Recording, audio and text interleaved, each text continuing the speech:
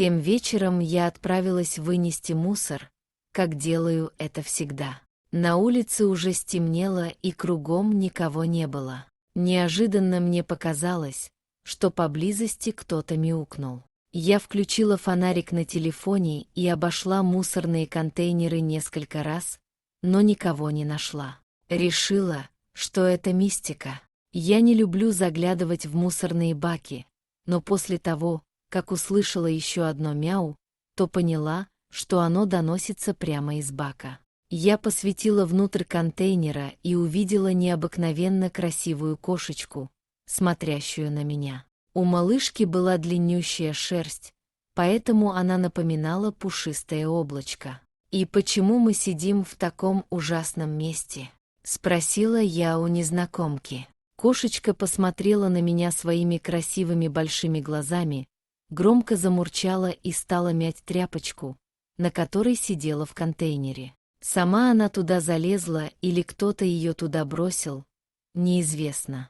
Ясно только то, что ее кто-то выбросил здесь, словно ненужную вещь. Когда я принесла ее домой, то при свете обалдела от того, что увидела. Шерсть явно породистой кошки была вся спутана. Колтуны буквально отваливались и оставляли голую кожу. Я с таким столкнулась впервые за всю мою практику. Кошечка выглядела как один большой колтун. И все мои попытки хоть как-то привести ее в нормальный вид закончились неудачей. Однако Марте нужно отдать должное.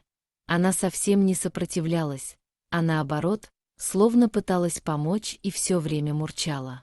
Марта оказалась уникальной кошечкой. Кроме своего дружелюбия и большого количества колтунов, киса поразила нас своим крошечным размером. Было ясно, что она взрослая, но обычно котята в полгода более крупные, чем она.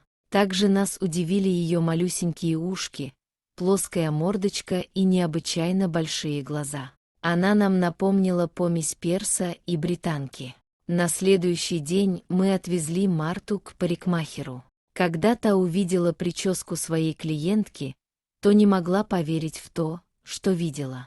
Она повидала на своей работе много чего, но такое впервые, ведь нужно было постараться, чтобы довести кошку до такого состояния. После стрижки киса стала похожа на динозаврика, поскольку удалось только оставить хохолок на спинке, шерсть на хвосте и голове. Даже во время стрижки кошечка не переставала мурчать, чем умиляла всех. Однако на этом сюрпризы не закончились.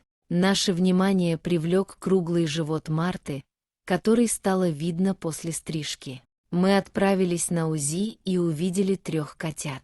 Кошечка уже находилась на последнем сроке и должна была вскоре родить. Стерилизовать на таком сроке нельзя, поскольку это очень опасно для жизни. Потому мы купили для Марты одежду и отвезли ее в гостиницу для животных, где через 3 дня она окатилась. Взгляните на эту прелесть. Дорогие зрители, что вы думаете об этой истории? Напишите, пожалуйста, в комментариях. А если вам понравилось это видео, то ставьте лайк и подписывайтесь на наш канал. До свидания.